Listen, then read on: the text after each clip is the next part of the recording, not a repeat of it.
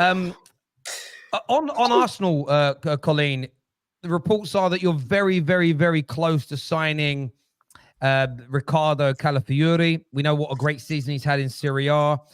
Excellent Euros, probably barring the own goal for Italy. One of the sort of shining lights for them who performed really poorly.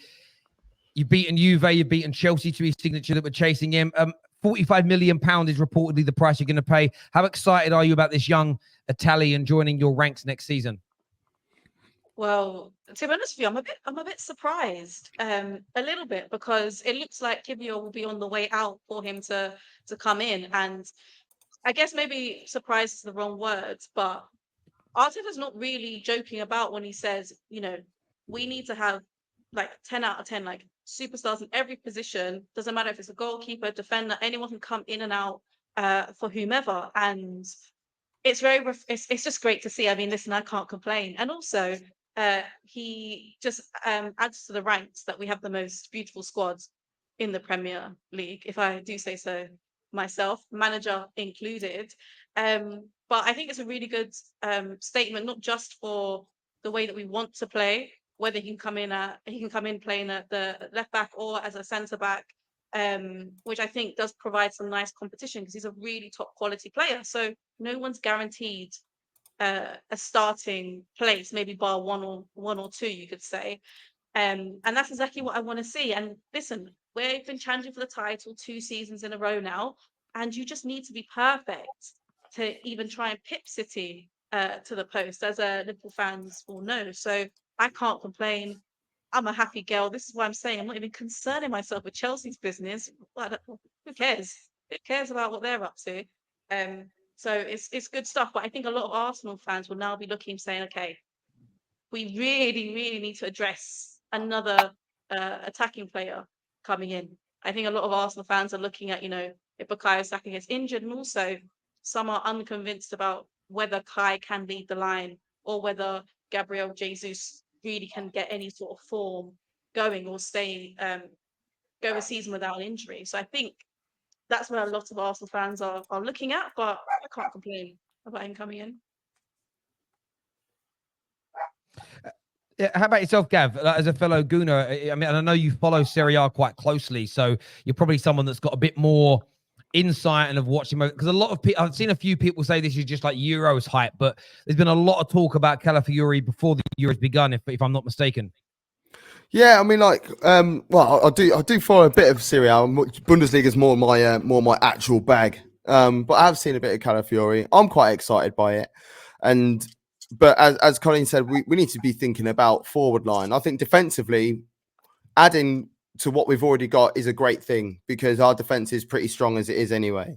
Midfield, we're pretty sorted out there as well. Could probably do with a proper DM. Because Rice isn't going to be doing that job for Arsenal going forwards. We know that. Can Thomas Partey play more than 10 games a season? So we need someone who is actually astute and is possible to play there. Maybe we start thinking about putting, one of our more defensive-minded players a bit further field, further up front. Because, if we're looking at starting lineup and our strongest starting lineup, then does Timber start? And then if Timber starts, are we playing in left back or right back? If we're playing in right back, then where's Ben White go? Because he's not going to be going centre half. So then are we now thinking about his ball playing ability and then playing in a more defensive midfield position? Who knows? I think that's where we really need to focus. Calafiori, though, I like the idea of him coming. Whether we play, so I don't know whether he's going to play centre half or left back. And he's going to play left back. Yeah, 1,000,000%. I would prefer it if he did. And then what are we going to do in terms of inversion? Because we're having like that inverted player at the back. So I'm not sure what we're going to be doing. But defensively, I'm not concerned with Arsenal. I really am not. And it is just making sure, because even scoring goals, we're scoring a lot of goals. But I would like someone to come in, play through the middle and add to the goals. Because like, for instance, like when City signed Haaland, everyone's like, oh yeah, he scored 30 plus goals in the Premier League. They actually scored less goals that season than they did the season before when they didn't have an out-and-out striker. So it wasn't a case of buying a 30-plus striker. What they had done is just distributed the goals elsewhere or went through one head. So this time I would like to see Arsenal come in, like get someone to play through the middle and add 20 goals to our season. And if we do that, then I'm not saying we're going to win the league, but it'll put us in a much better position than we have been over the last couple of years. I think someone like Luis Openda from Leipzig would be a great signing. Can I play out like wide, him. blistering pace. Like Arteta loves this versatility. I think he's absolutely brilliant. Tottenham and now been linked with Sky Sports have put it out. Him in an Arsenal shirt. I think can play. I think he's probably a better striker than Havertz. Can play both wing. Got Champions League experience. He had a couple of great games against City in the last few years. Plus, he's done it in 2 leagues now, where he got 31 GA in 34 games. He's available for £70 million. Now, in this day and age, £70 million is not a huge amount of money for a signing for a guy that's just got 21 league goals and done 20 plus GA for 2 seasons in a row. I'm amazed. Like Liverpool, Arsenal, even Chelsea aren't looking at him.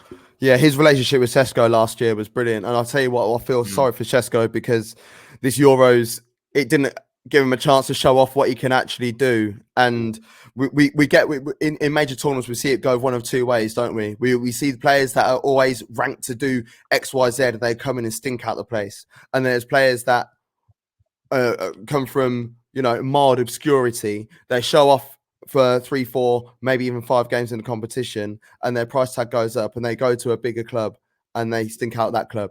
So but yeah, Chesko. If Arsenal did sign him, I'd be really happy with that.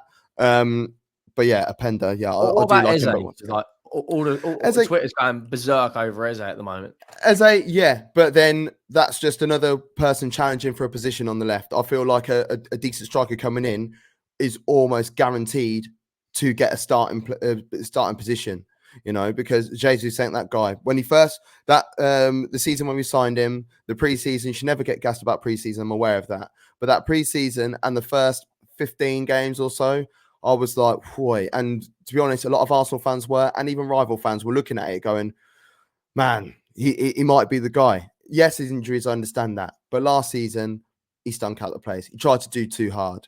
Tried to work too hard, tried to do too much by himself. And I think you get found out very easily, very quickly. But Eze, I would love Eze to sign. I think it would be a great signing. And maybe if that was to happen, we probably would see Martinelli play through the middle. Because I know a lot of Arsenal fans like the idea of him playing through the middle. So I'm not sure. What you said there about players delivering and some not, what I find really interesting is if a player performs well at the Euros and you rave about them, people say you can't rate someone off of one international tournament. When a player that you like as a stinker, the same people say, "See, I told you he's rubbish." I find it such an interesting concept, really, that we pick and choose that logic. But I think Arsenal definitely need to improve their front line. I did see a rumor that's come out of Spain. I think we've learned with a lot of these current deals that are going on with Arsenal and United to not ignore the press in other countries. There's talk that you might go back in for Rafinha, who you tried to sign a couple of years ago. I mean, he's 27, good experience in the Premier League and the Liga Champions League. How about a player like him coming in for what could be at sort of 25, 30 million pound deal at this stage? Not for me. Not for me. I think that's no, I don't like it. As simple as that. I'm not going to try and make out like any excuse or why I don't like it. Just straight up, I don't like the idea of that. I feel like there's money that could be spent better elsewhere than getting someone. £30 million for a guy that's got Champions League experience gives you serious cover for Bukayo Saka. Like, you don't need a striker. I don't know how many more times he's got 120 goals last season. You don't need a striker. You just need better depth. And if Bukayo Saka gets an injury and Reece Nelson comes in, it's curtains. If Rafinha is there, it's a different ballgame. I look at last season when Saka did have mild injuries and stuff, and we played Martinelli out on the right, and he looked I felt he looked more effective on the right hand side. And maybe it's because I'm a bit old school with that. I like my wingers having the foot of the wing that they play on, And this is one thing that I'm really enjoying about Saka at the moment. I know we're talking about if he gets injured or anything.